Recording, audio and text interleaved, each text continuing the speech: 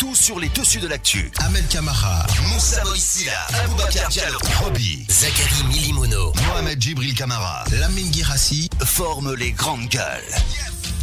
Parlez beaucoup, mangez l'argent, voyagez beaucoup seulement, mais travaillez beaucoup, créez des choses, emploie des jeunes, non. Les dirigeants africains, les dirigeants sont comme ça. Les grandes gueules. Bienvenue chez les GG, mesdames et messieurs. En ce mercredi matin, 1h30, vous aider à mieux comprendre l'actualité. L'émission relayée par plusieurs radios. Merci de votre fidélité au ministre les GG. Je vous ai informé, je vous le disais plus tôt dans le morning, CAN Orange Guinée équatoriale 2015, la participation de la presse sportive guinéenne compromise par les restrictions de voyage décidées par le pays hôte. Aux difficultés d'obtention de visa, il faut ajouter en amont la non-accréditation de la plupart des journalistes sportifs guinéens. Qu'en est-il de la situation? Vous le voyez déjà à l'écran, notre invité, monsieur Amadou Tam Camara, président de l'association de la presse sportive nationale. Les travaux de la construction de la route Conakry-Koya à l'arrêt depuis des mois vont être relancés, en tout cas, c'est ce qu'a décidé le département des travaux publics. Cérémonie ce mercredi du côté de Koya, sous l'égide du Premier ministre Mohamed Saïd Fofana. Que faut-il espérer de la relance des travaux? Qu'est-ce qui explique leur arrêt précédemment? C'est la question qu'Aboubacar Diallo pose ce matin. Monsieur Mohamed Traoré, il est ministre des Travaux publics. Il va s'exprimer ce matin chez les GG. Je le disais aussi hier, des incertitudes désormais sur le projet de recrutement de plus de 11 000 nouveaux agents à la fonction publique guinéenne, conséquence directe de l'actualisation prochaine de la grille salariale des travailleurs décidés à l'issue de la dernière grève générale du 5 janvier dernier. Pendant ce temps, en dépit de toute la rigueur imprimée au processus de recensement biométrique des fonctionnaires guinéens, quelques anomalies ont été détectées ici et là. Et quel enseignement faut-il tirer de ce processus? Le projet de recrutement de nouveaux agents à la fonction publique en cette année 2015 est-il compromis? C'est la question que Aboubacar le pose ce matin. Notre invité par téléphone, c'est bien sûr M. Sekou Kourouma, ministre de la fonction publique et de la réforme de l'État, de la modernisation de l'administration. Nous allons l'avoir dans notre émission. Ahmed Camara, bonjour. Bonjour Lamine. Bonjour à vous, M. Tamba. Bonjour Lamine. Bonjour Aboubacar Diallo. Bonjour Lamine, bonjour à tous. Roby, bonjour. Bonjour Djibril. Bonjour. Bonjour. Allez, on va démarrer notre invité, évidemment, dans ce studio, monsieur Amadou Tam Camara. Amadou Tam, hier, voilà, je vous ai eu au téléphone. On va revenir. D'abord, forcément, si vous permettez, Lamine, une réaction à la débâcle du Sili national hier qui s'est effondré du côté de Casablanca face au Lion du Sénégal. Est-ce que vous êtes surpris? Est-ce que ce qui est arrivé la veille du match, la veille de ce match amical, la bouderie des joueurs du Sili national, en tout cas pour la séance d'entraînement d'avant-match, est-ce que pour des problèmes de primes, est-ce que tout cela explique cette débâcle du Sili national hier du côté de Casablanca? Bonjour Tam, bienvenue. Oui, bonjour les grandes gueules. Voilà. Allez, on s'intéresse à toi Tam dans cette émission ce matin. Hier, je le disais tantôt, je vous ai eu au téléphone, stupéfait en ce qui concerne ce qui se passe du côté du ministère des Sports. Apparemment pas de visa, c'est bien cela? Oui, il n'y a pas de visa, il y a eu une restriction, pas seulement pour la Guinée, pour l'ensemble des pays participants à la prochaine CAN. La CAF a notifié qu'il n'y aura que 65 par pays, mais nous sommes surpris quand même que parmi les 65, que la presse sportive soit entièrement exclue, parce qu'il y a d'autres exemples. Il y a le Sénégal, dans les 65, il y a 15 journalistes sportifs qui vont y aller. La Côte d'Ivoire, parmi les 65, il y aura 10 journalistes sportifs. Nous n'avons pas compris que pour la Guinée, qui est 0 journaliste sportif. Mon Dieu. Moi, je vais poser la question à Tam. Allez-y. Combien parmi ces journalistes guinéens ont pu avoir des accréditations? Alors, il n'y a pas eu d'accréditation par la CAF. Ah non, je suis désolé, moi j'ai des amis gabonais, camerounais qui ont présenté, par exemple sur les réseaux sociaux, leur accréditation parce que tout simplement... Guinée, Ahmed. Non, mais c'est ce que je dis. Ouais. Si vous permettez que je vous explique. Voilà comment les autorités équato-guinéennes ont procédé. On sait que notre pays est touché par Ebola. Ouais. Il y a près de 80 journalistes sportifs qui ont fait la demande d'accréditation. Les équato-guinéens, pour ne pas avoir un flux ingérable, ont donné la possibilité à l'État de gérer ces 65 et de donner dans un quota parmi les 65 là. C'est comme ça que ça a été géré. Donc il appartenait aux autorités guinéennes d'affecter dans les 65 un nombre de places pour la presse guinéenne. Ce qui n'est pas le cas. Ce qui n'est pas le cas. Donc c'est qu'en clair, aucun journaliste sportif, en tout cas membre de votre association, aucun journaliste sportif n'ira à Malabo. Ça, moi la question. Je prends un exemple. Quelqu'un de notre boîte, notamment Koutoubou, a une accréditation. Comment a-t-il pu obtenir une accréditation au nom du foot 224? Parce qu'il faut préciser que ce sont les sites internet. Votre accréditation, ce que je sais, ce que la FIFA, ce que la CAF a dit, votre accréditation, c'est votre visa. Si vous n'avez pas d'accréditation, comment est-ce que vous pouvez entrer sur le sol équato-guinéen? Je serais curieux de voir la nationalité qui est sur l'accréditation de M. Koutoubou. Parce qu'il y a beaucoup de gens qui se sont trompés. Au lieu de mettre République de Guinée, ils ont mis Guinée-Bissau ou République réunionnaise. Il y a beaucoup d'erreurs de ce genre-là. En tant que Guinéen de Conakry, il n'y a pas eu d'accréditation. Mais il y a eu des erreurs parfois. Certains, en s'inscrivant sur le site de la CAF, ont, par inadvertance, tapé sur Guinée-Bissau au lieu que ce soit la Guinée-Conakry. Alors, l'autre question qu'on peut se poser, Tam, qu'est-ce que les autorités font dans ce sens-là? Est-ce que on se bouge un petit peu? Nous sommes scandalisés, Lamine, parce que tout simplement, il y avait 30 places à prendre. Parce que vous n'êtes pas sans savoir qu'il y a déjà 35 places pour l'équipe nationale et le staff. Mais il restait quand même 30 places. La fédération a pris 15. Les membres du gouvernement ont pris 15. Je trouve cela aberrant. Et 0 pour la presse. Je trouve ça aberrant. Mais qu'est-ce que les membres du gouvernement vont aller faire? Parce qu'il y a beaucoup de ministres qui veulent aller suivre la CAN de plus près. J'ai appris qu'il y en a 7. Oui, mais qu'est-ce qu'ils vont aller faire? faire? Entre 7 et 5. Moi j'ai bien envie de savoir parce que... Allez, ça s'entrecoupe un petit peu, Mohamed. Ça serait bien de revoir tout ça là. La question aussi, Tam Camara, c'est de savoir, est-ce que vous êtes rapproché du ministère du département des sports? C'est la question. Et qu'est-ce que Dame Domani Doré vous a dit? Parce que forcément, vous êtes allé vers elle pour des réclamations, pour obtenir un certain nombre de places pour la presse sportive nationale. C'est un scandale, Abakar. Oui, franchement, absolument. J'ai eu une conversation téléphonique avec notamment le DAF du ministère des Sports sur la question, qui m'a dit exactement comment les choses ont été procédées, qu'il y a eu 15 places pour le gouvernement et 15 pour la fédération. C'est une aberration. C'est une aberration parce que, et surtout qu'on me dit même que le ministre de l'enseignement préuniversitaire doit y aller. Alors qu'aujourd'hui, je pense que l'actualité quand même, c'est l'ouverture des classes. Je ne sais pas qu'est-ce qu'il va faire à Malabo pendant 3 semaines. La fête. Tu ne m'étonnes pas. Roby, mais un peu de notre top 20, mais comment ça? Justement, vous me provoquez. Parce que ce que je voudrais dire, ce que Tam est en train de dire, c'est très important. Aujourd'hui, qui est plus important à cette canne-là que les journalistes sportifs? Qu'est-ce qu'un ministre va aller chercher à Malabo pendant qu'il est la question de la rentrée scolaire,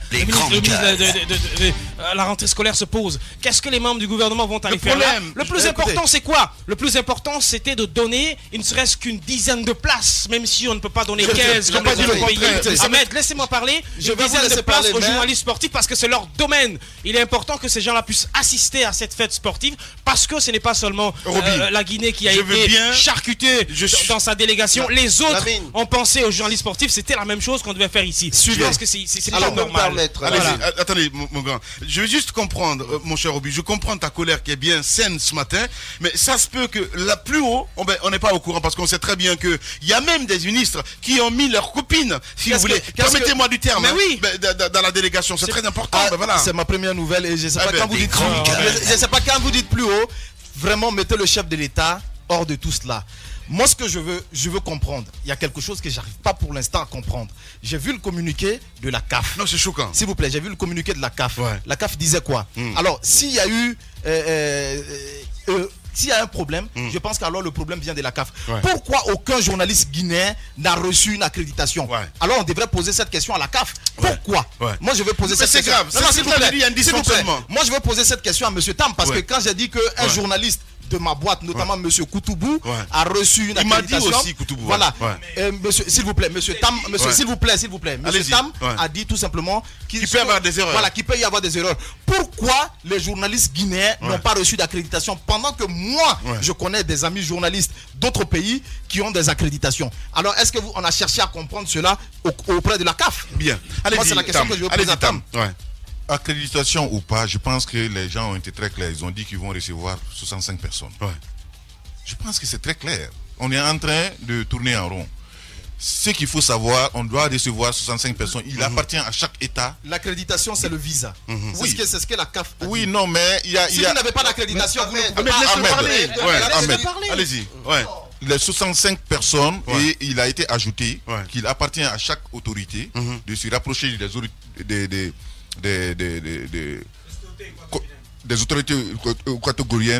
équatoriennes pour si on veut un supplément de visa, d'en faire la demande, et cela est possible.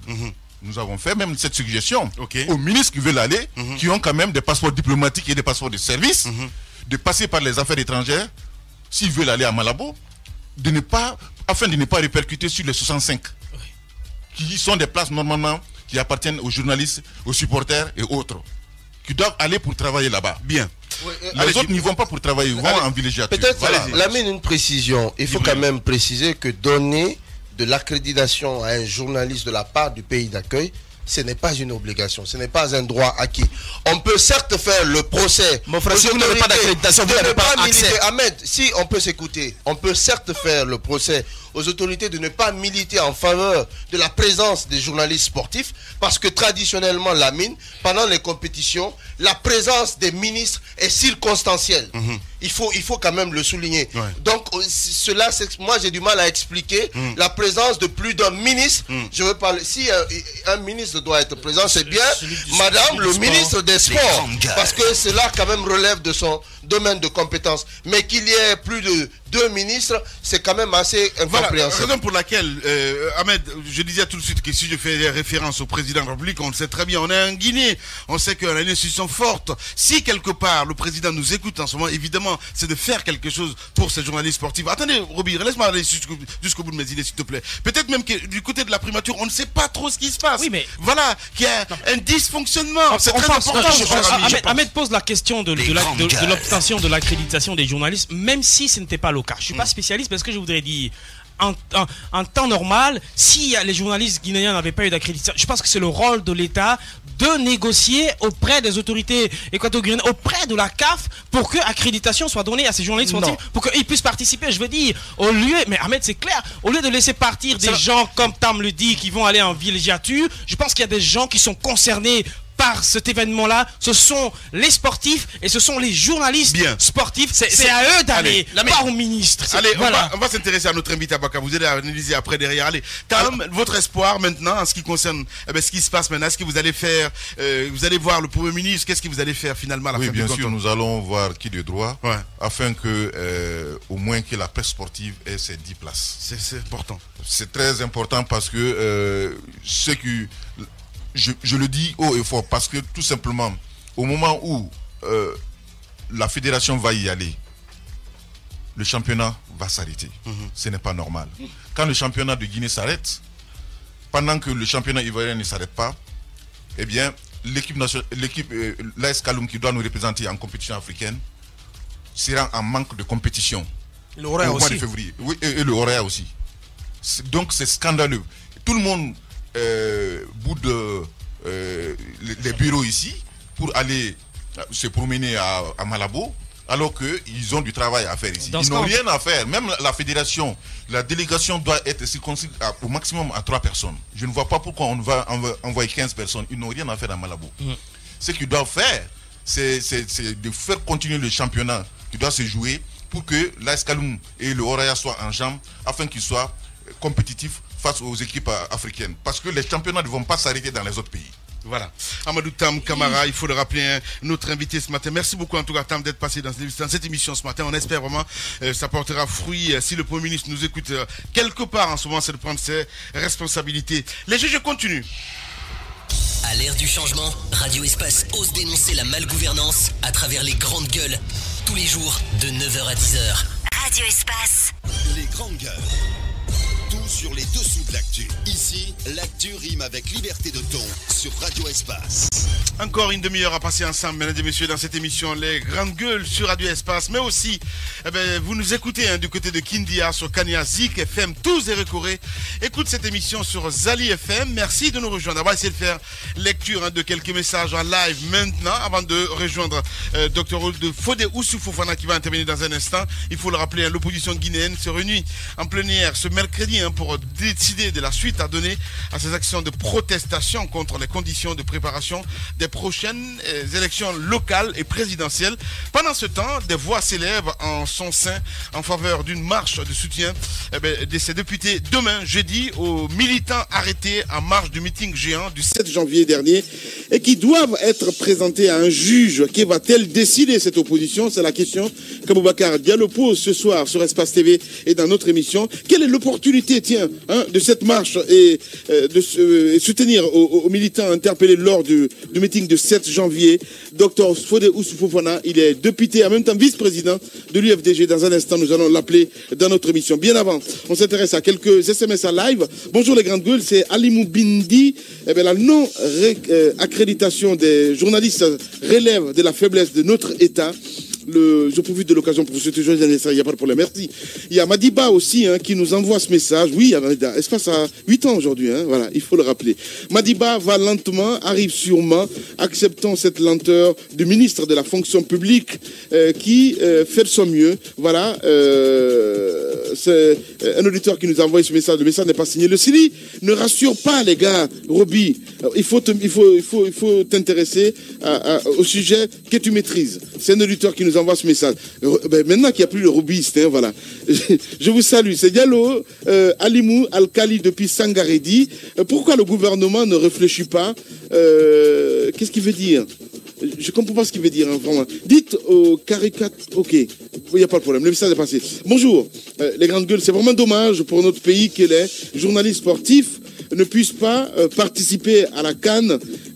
Voilà, beaucoup de messages. Les messages vont circuler en bas le soir à l'antenne. Aboubacar, on va essayer d'appeler le ministre des Travaux publics. C'est bien cela, Mohamed Traoré, c'est bien cela, qui va intervenir dans un instant. Et aussi Dr Oussoufou-Fofana aussi, qui va intervenir nous ce matin, l'opposition guinéenne. Donc, s'est réuni en plénière ce mercredi pour décider de la suite à donner de ces actions de protestation contre les conditions de préparation des prochaines élections locales et présidentielles.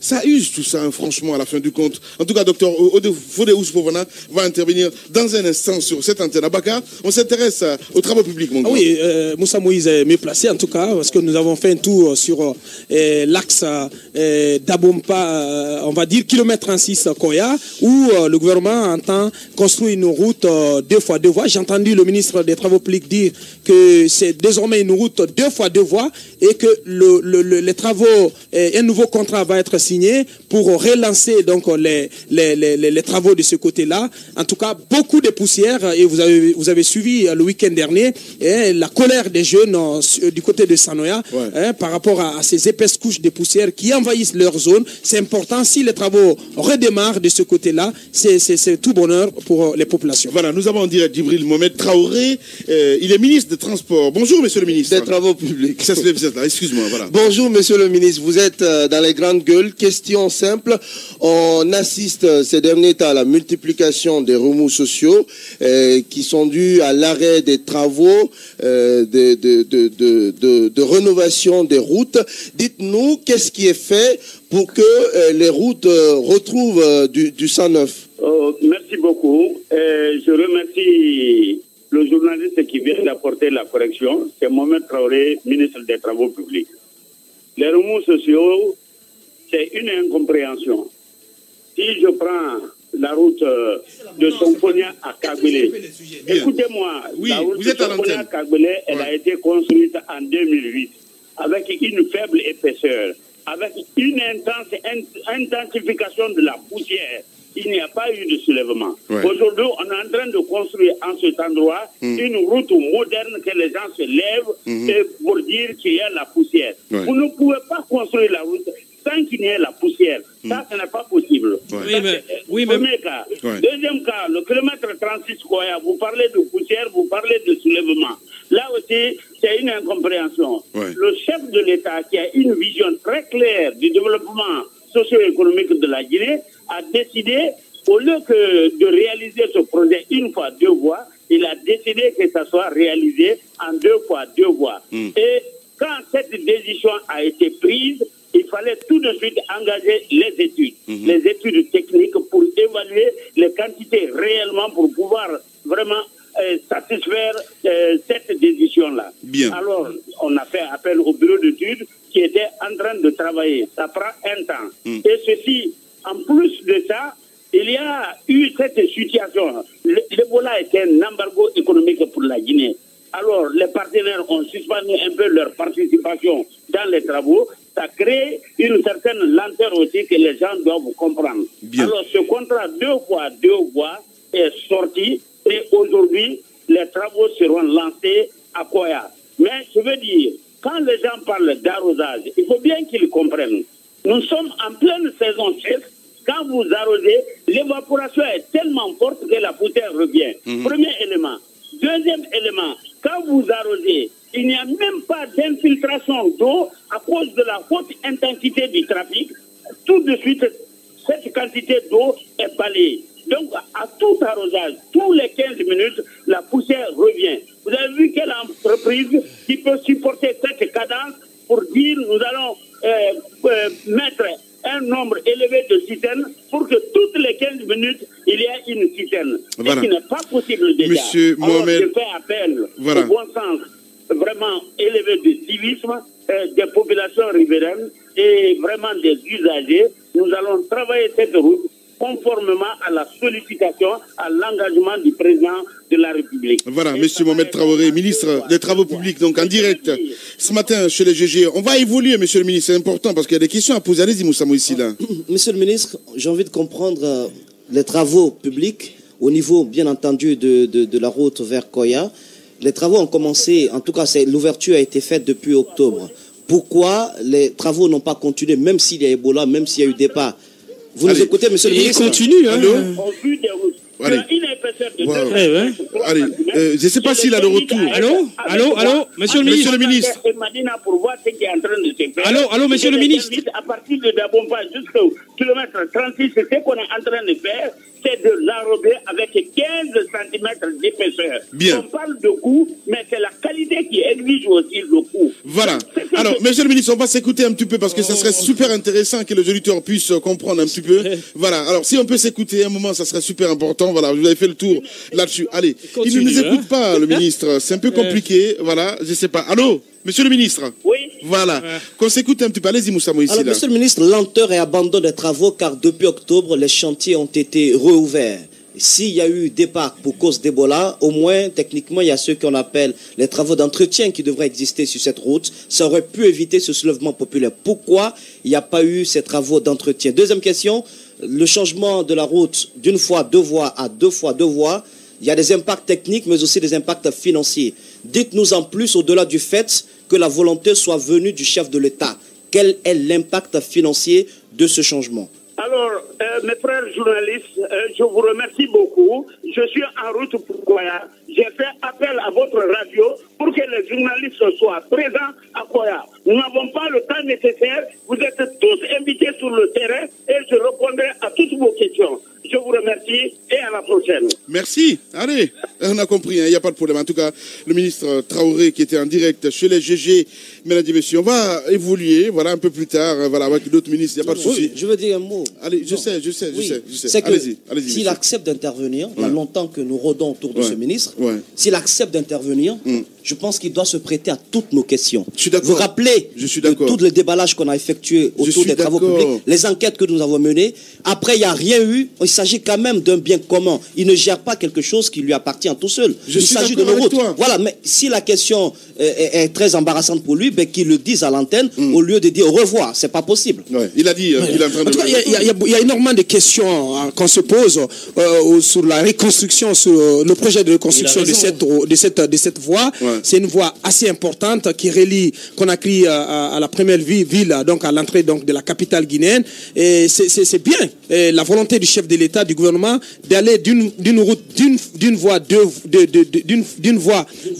fois à une route de deux fois. Ouais. Donc j'y arrive finalement. C'est important parce que ça permet un élargissement, ça permet beaucoup plus de fluidité. Mais ce que le ministre devait dire, c'est de nous expliquer comment les travaux, comment on est arrivé à l'arrêt des travaux, puisque le premier contrat a été signé avec l'entreprise OAS. Est-ce qu'il y a eu des soucis avec OAS? Pourquoi on a arrêté? Est-ce que les travaux qui vont être lancés vont être exécutés par OAS ou par une nouvelle entreprise? En tout cas, il nous a dit qu'un nouveau contrat a été signé, a été sorti avec tous les réaménagements en termes techniques et en termes financiers. Mais est-ce que c'est OAS qui va continuer? Et si c'est pas OAS, pourquoi il y a rupture de contrat avec OAS? Est-ce qu'il y avait des défenses techniques ou pas? C'est important de revenir sur ça. Je suis d'accord avec toi. Moussa Moïse a touché quelque part à la plaie. Voilà, il faut le rappeler. C'est très important parce que je ne peux pas comprendre. Oui, je suis d'accord qu'ils disent on va aller à Koya pour l'inauguration, je ne sais de quoi avec le projet. On va aller regarder quoi, mais la question que Moussa a posée tout à l'heure au ministre des Travaux Publics, je pense que vraiment il devait répondre à cette question. C'est tout à fait clair. Quand on a posé la première question au ministre, difficilement on l'a arrêté. Ouais. Difficilement. Mais cette deuxième question, automatiquement, il est parti. Je pense que c'est pas comme ça que ça devrait se passer. Si on vous pose des questions, ça veut dire qu'on a mené des enquêtes. Vous ne devez pas vous fâcher. On veut tout simplement savoir ce qui s'est réellement passé sur le terrain. Oui, des journalistes vont partir.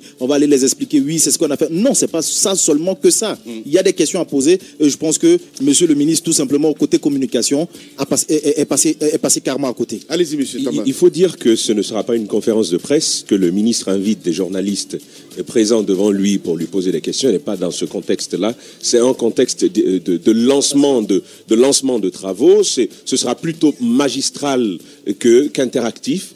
Alors, on n'a pas, du coup, la possibilité de poser toutes les inquiétudes, toutes les préoccupations du peuple. C'est simplement une fuite qu'il faut relever. Le ministre a pris tout le temps pour apporter le message qu'il avait lorsqu'on lui a posé la première question. On l'a pas écouté, hein. Alors, la deuxième question qui est venue, et d'ailleurs, il l'a compris, une série de questions comme ça, de ce genre-là, allait suivre le cours. Le ministre a simplement fui. Il n'y a pas d'autre mot pour qualifier cela. Il a fugué même. Ouais. Et je ne suis même pas d'accord avec lui quand il dit qu'aucune entreprise ne va s'engager à supporter une cadence d'arrosage chaque 15 minutes. Je pense que quand on fait des travaux de ce genre... Là-bas, quand même, je suis d'accord avec lui. Non, oui, c'est votre plaisir. Ouais. Quand on fait des travaux de ce genre au centre-ville, il y a plusieurs facteurs qui entrent en jeu. Il y a le facteur santé des populations riveraines, il y a le facteur salubrité des maisons qui sont autour. Je pense que même si la cadence n'est pas de 15 minutes, mais une certaine cadence devrait s'imposer parce que si vous me dites qu'on ne peut pas arroser chaque 15 minutes, mais on peut au moins arroser chaque 1 heure et ça réduirait la quantité de poussière qui entre dans la maison parce que je ne peux pas comprendre qu'on laisse une population pendant plusieurs mois ingurgiter autant de quantité de poussière. Il y en a marre, à un moment donné, les gens prennent la décision de barrer la route, ça crée des bouchons parce que tout simplement les boutiques à côté ne peuvent plus exercer. N'oubliez pas que ce sont des pauvres femmes qui non seulement vendent des marchandises comestibles sur place qui n'arrivent plus à le faire, ce sont des maisons qu'on nettoie chaque 5 minutes. Les gens sont obligés de nettoyer les maisons chaque 5 minutes. L'autorité doit être capable d'arroser chaque 15 minutes. Voilà, je suis d'accord avec toi. Allez, dans un instant, on va essayer de joindre le ministre Sékou Kourouma, ministre de la fonction publique, de la réforme de l'État et de la modernisation de l'administration qui va intervenir dans un instant chez nous et dans cette émission. Abakadelo, beaucoup de choses à dire. Là, je suis Ahmed Kamara, je sais pas. Le ministre devait être dans ce studio normalement aujourd'hui, mais bon, on a compris qu'il n'est pas disposé parce qu'il y a un conseil. Je n'ai pas trop compris en fait à la fin du compte. Peut-être qu'il y a 2 gouvernements maintenant. Allez, on va s'intéresser dans un instant là-dessus. Beaucoup de choses à relever aussi de ce côté. Bien évidemment, il faut signaler que la dernière fois nous avons déballé, donc nous avons donné une information ici, notamment concernant un arrêté du ministre qui avait les mêmes références qu'un décret présidentiel. Il faut le signaler. Le décret nommait une autre personne. Cette personne ne trouvait même pas son nom sur l'arrêté du ministre. Et comme on l'a signalé, le ministre, automatiquement, n'avait pas compris, mais à la fin, il a tout simplement dit qu'il s'est fait berner par ses services techniques. Aujourd'hui, nous allons donc savoir exactement qu'est-ce qu'il en est de cette situation, mais également vous avez d'autres jeunes qui ont été recrutés à la fonction publique depuis un certain temps, mais qui ne sont pas totalement engagés. Vous avez assisté sans doute à des manifestations ces derniers temps, notamment au niveau de la primature, ces jeunes au niveau de la douane, même si la douane est sortie pour hausser un peu le ton. Donc je pense que le ministre va devoir nous expliquer un peu la situation de tous ces jeunes. Voilà, allez-y Tamba. Et dans le dernier numéro, juste avant d'aller en congé, le dernier numéro des GG, sur cette situation et du fichier biométrique. Vous savez, la Banque mondiale avait, dans le cadre d'Ebola, trouvé une enveloppe $1,5 million pour soutenir l'État guinéen et a aidé à motiver le personnel soignant. Et dans ce cadre-là, il y a eu que le fichier biométrique, donc les fonctionnaires fichiers étaient de l'ordre de 2800 et quelques. Mais dans le cadre de cette prime-là, on a relevé qu'il y avait encore plus de 2000 qui n'avaient pas encore été fichés, qui se réclamaient être des fonctionnaires. Ils vous présentaient des numéros au matricule qui n'étaient pas confirmés.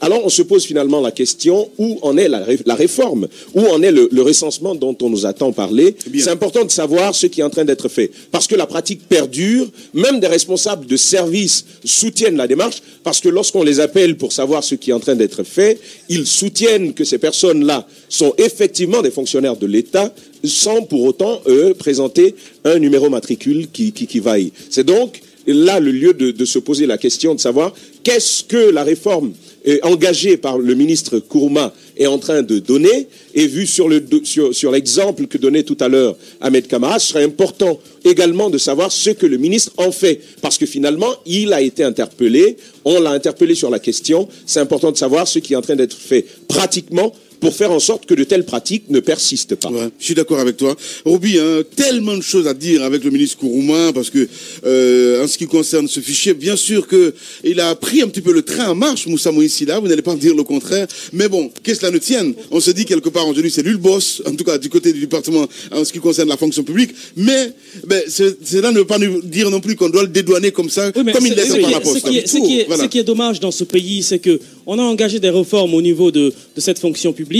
Les réformes sont en cours, les résultats ne sont pas encore palpables, les résultats ne sont pas encore tangibles. Qu'on a commencé les propagandes, puisqu'il y a quelque temps, j'ai vu des pancartes et des banderoles affichées de gauche à droite, et que merci, Excellence Kourouma, pour la réforme de la fonction publique, etc. Bien. Et après, on se rend compte que les travaux ne sont pas finis, que les attentes ne sont pas abouties. Je pense qu'il faut être sérieux dans ce pays. Bien. Ce que Tamba a dit, ce sont des questions essentielles. Roby, on va revenir dans un instant, mon grand. Le ministre en direct chez les GG. Les grandes gueules. Monsieur le ministre de la fonction publique, bonjour. Bonjour, monsieur. Bienvenue dans les grandes gueules. Alors, avant d'entrer dans le vif du sujet, avant de revenir sur la biométrie, le recensement biométrique des agents de la fonction publique, question, est-ce que le projet de recrutement de plus de 11 000 agents, nouveaux agents à la fonction publique, est-ce que ce projet est-il compromis par les incidences financières de l'actualisation prochaine de la grille salariale qui a été décidée à la suite de la dernière grève? Non, s'il vous plaît, dites-vous que c'est le gouvernement qui a décidé, en toute souveraineté, de mettre en place un projet de rajeunissement et de féminisation de l'administration publique. Donc, dans les projections de l'année 2015, il est bien prévu le recrutement de plus de 10 000 jeunes fonctionnaires pour rajeunir un peu notre administration publique qui est vieillissante. Alors, nous avons les retombées du recensement biométrique qui peuvent bénéficier à la fois aux jeunes en quête d'emploi, mais également à l'amélioration des conditions de vie du travail des fonctionnaires.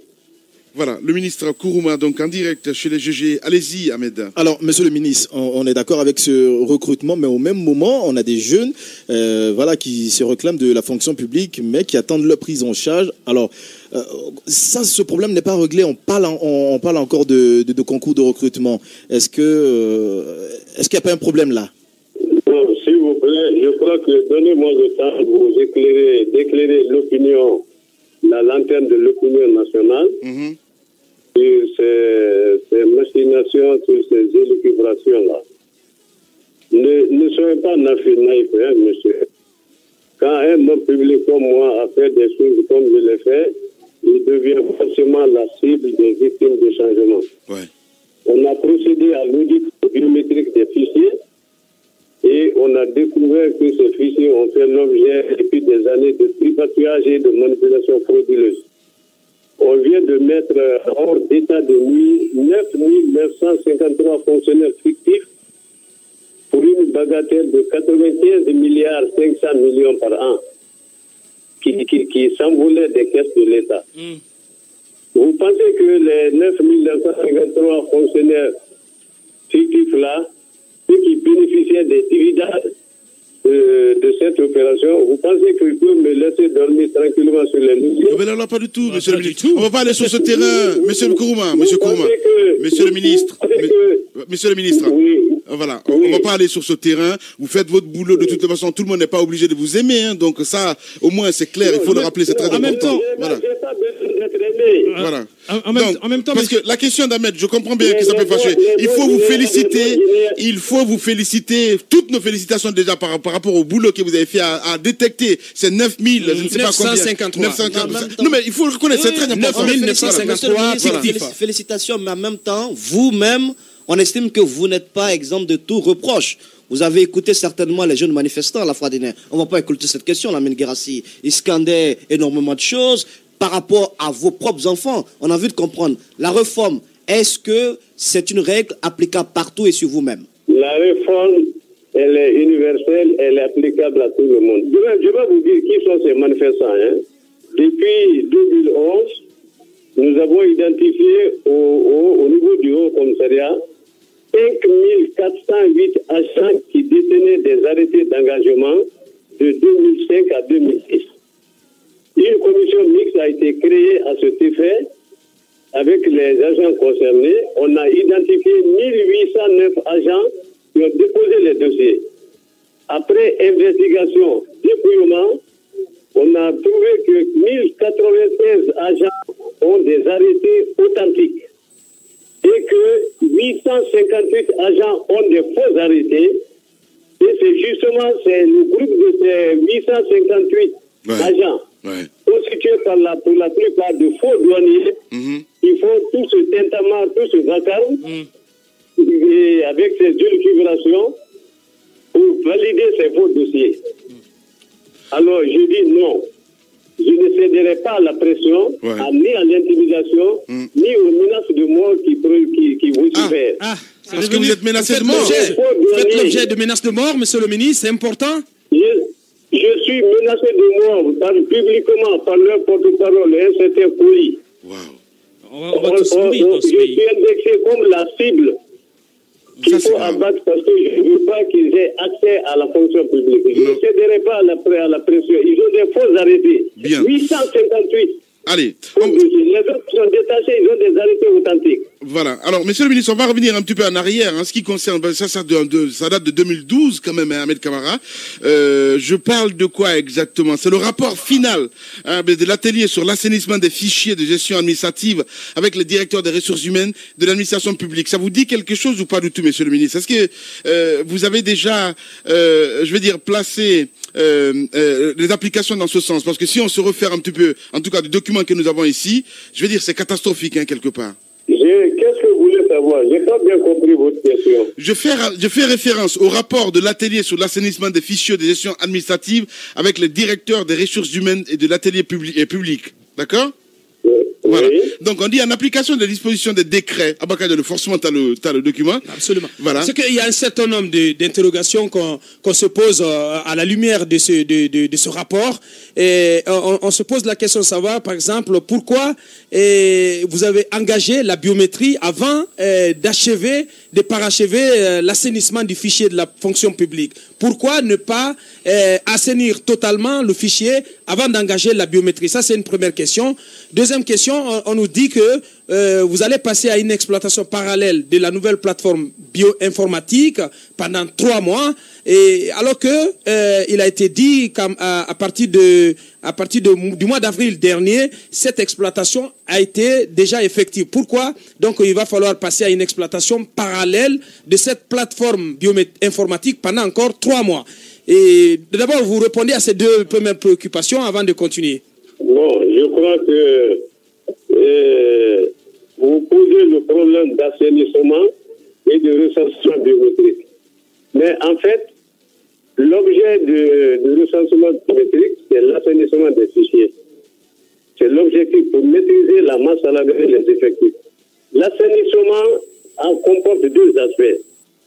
Il y a l'assainissement quantitatif qui vise à diminuer les effectifs pour connaître l'effectif réel à travers le recensement biométrique et donc éliminer tous les fictifs, et l'assainissement qualitatif qui consistera à vérifier comment les uns et les autres ont accédé à la fonction publique. Est-ce que les arrêtés d'engagement sont-ils vrais ou faux? Est-ce que les diplômes qui ont servi, n'est-ce pas, à l'engagement sont des vrais diplômes? Pourquoi on a sauté des centaines ou des milliers de cadres, on a sauté la hiérarchie A, ou la hiérarchie C pour se diriger à la hiérarchie A, pour d'autres qui ont quitté la hiérarchie C. C'est un processus, c'est un long processus. C'est continué, ce n'est pas terminé. D'accord. Nous avons terminé le recensement biométrique. Nous avons en vue aussi l'assainissement du fichier des pensions et des contractuels temporaires. Voilà. Donc, il n'y a pas d'amalgame à faire. Bien. Ministre Kourouma, donc en direct chez les juges. Allez-y, Roby. Monsieur le ministre, depuis le début, je n'ai pas entendu la question des retraités. C'est vrai que dire assainir l'administration, parler de recensement biométrique, parler du recrutement de plus de 10 000 jeunes, cela nécessite aussi de désengorger un peu notre administration. Où est la question de ceux qui doivent partir à la retraite? Là aussi, je crois que c'est une prouesse qu'on a réalisée cette année. Quand vous prenez les statistiques des départs à la retraite, durant ces 10 dernières années, on n'a jamais dépassé les 1200. Chaque année, c'est 800, c'est 900. Nous, on a dégagé cette année 2455 agents qu'on a mis à la retraite. Plus de la double de qu'on fait chaque année. Et j'ai résisté à des pressions. Des gens qui ont amassé de l'argent pour venir me donner, pour les soustraire, n'est-ce pas, de la retraite. Mais ça n'a pas marché. J'ai une conviction, j'ai une morale, j'ai une éthique. C'est la mort très souvent. Ah ben non, mais donc ça veut dire, comment je vais dire, c'est une évidence là ce matin. C'est la mort qui met fin à la carrière administrative dans notre pays. Même pas, parce qu'il y a des morts qui ont pris les salaires dans ce pays. Mais monsieur le ministre, ce qu'on a vu comprendre, c'est que les informations à notre possession affirment que vraiment il y a eu l'assainissement des fichiers en 2011, en 2012, en 2013.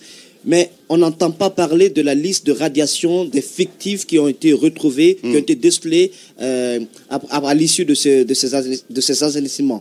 Assainissement, je prononce bien. Il y a eu 6000 agents selon les informations à ma possession, mais l'acte de radiation, on n'entend pas trop parler de cela, monsieur le ministre. Oui, vous avez raison. Dans un premier temps, nous devons procéder à la suspension des salaires de tous les fonctionnaires privés. Et les radiations ont concerné exclusivement les agents décédés.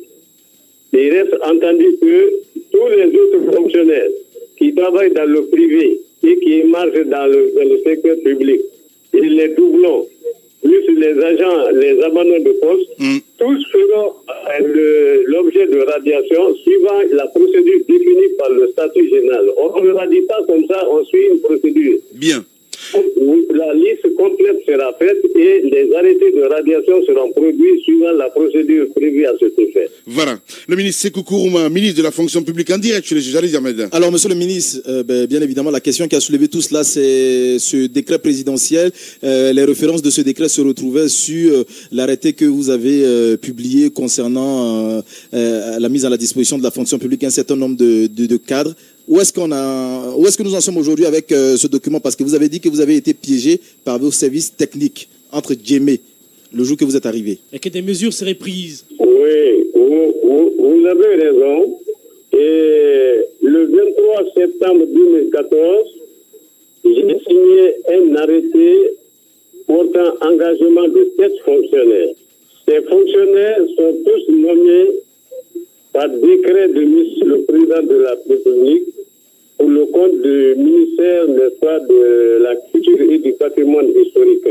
Alors, ils sont au nombre de 7. décret qui les a nommés, c'est le décret 102. Numéro 102, je précise, du 8 mai 2014. Au niveau de la Direction nationale de la gestion des carrières, lorsque la requête est venue du ministère de la Culture pour engager ces agents qui n'étaient pas des fonctionnaires, mais qui sont promus par décret de monsieur le Président de la République, la Direction nationale de la carrière a préparé le dossier et au lieu de référencer le décret 102, ils se sont trompés pour référencer le décret 104 qui porte la nomination du secrétaire exécutif du Conseil de la magistrature. C'est une erreur administrative qui reconnaît là l'erreur qui a été commise par manque de vigilance, n'est-ce pas, d'un service technique. Et au même moment, comme je vous l'ai promis, je viens de faire l'arrêté rectificatif. Oui. Le secrétariat général du gouvernement a enregistré. C'est le numéro 08 Bien. du 13 janvier 2015. Monsieur Kourouma, on va revenir dans un instant. Nous avons des obligations aussi. On va revenir dans un instant. Accordez-nous 10 minutes. On vous rappelle, c'est très intéressant ce matin en tout cas. S'il vous plaît, monsieur, je vais au Conseil des ministres, là, j'ai une communication. Allez, il n'y a pas de problème. 10 heures. Voilà. On va vous rappeler, pourquoi pas demain, voilà, il n'y a pas de problème. En tout cas, si vous n'êtes pas disponible. Merci beaucoup. Voilà, le ministre Kourouma qui était en direct chez les GG. Allez, Abakadolo, on va s'intéresser à cette manifestation. Ouais. Cette marche plutôt. Hein. Oui, c'est vrai que l'idée a été émise par Dr Fodé Oussou-Fofana qui, depuis la tribune de la dernière assemblée générale de l'UFDG, son parti à la minière, il a dit que les députés, l'ensemble des députés de l'opposition, donc issus des deux groupes parlementaires, celui des libéraux démocrates et celui des républicains, allaient marcher la main dans la main en portant les macarons pour accompagner les jeunes manifestants, les jeunes militants qui ont été arrêtés, interpellés en marge du dernier meeting géant du 16 janvier, qui doivent donc aller être présentés à un juge donc demain jeudi du côté du tribunal de première instance. Est-ce que c'est une marche opportune ou pas? Ça va être décidé aujourd'hui par le collège des leaders de cette opposition qui se réunissent en plénière donc ce mercredi. Allez-y. Alors moi, la question que je voudrais poser à Dr Fodé Oussou, c'est de savoir qu'est-ce qu'on en fait des autres marches et des autres jeunes qui ont été arrêtés. Dr Fodé Oussou-Fofana en direct chez les GG Moussa Moïse. Les grandes gueules. Bonjour docteur. Bonjour Lamine, bonjour les grandes gueules, bonjour. Bonjour docteur, donc ce soutien des députés de l'opposition, qu'est-ce que ça peut bien changer? Est-ce que vous n'affaiblissez pas par cette marche, en même temps la justice que vous voulez plus forte? Écoutez, je pense que dans une situation d'injustice, nous sommes en colère de ce qui se passe dans notre pays. Cette proposition de marcher la main dans la main de l'esplanade du stade 28 septembre au tribunal de Dixine est une proposition de l'UFDG qui va être examinée ce matin par cette opposition républicaine qui doit se réunir au siège de l'UFR à partir de maintenant là. Je pense qu'au cours de cette rencontre, étonnant, voire contradictoire de la part des législateurs que vous êtes de manifester pour protester contre la comparution des jeunes qui bénéficient tout de même du principe de la présomption d'innocence, mais qui ont été arrêtés parce qu'ils sont supposés avoir commis des violations de la loi. Écoutez, je pense que personne n'a dit que le jugement ne peut pas avoir lieu. Personne n'a dit qu'on vient au tribunal pour venir attaquer le juge ou pour empêcher que le juge ne fasse un jugement. C'est pas ce que nous avons dit. Nous avons dit que nous venons pour apporter notre soutien. Nous ne venons pas pour nous jeter sur les gens. D'accord. Nous ne venons pas pour frapper le juge. Nous venons pour apporter notre soutien. Je vais vous dire une chose. Allez au tribunal. 10 jeunes ont été arrêtés. Parmi les 10 jeunes, 6 n'ont pas 13 ans. On a mis hier à la disposition de notre avocat 4 jeunes. Et parmi ces jeunes, il y avait un enfant qui avait 11 ans. Nous avons eu des difficultés à reconnaître son domicile. Ils ont été maltraités, humiliés, frappés.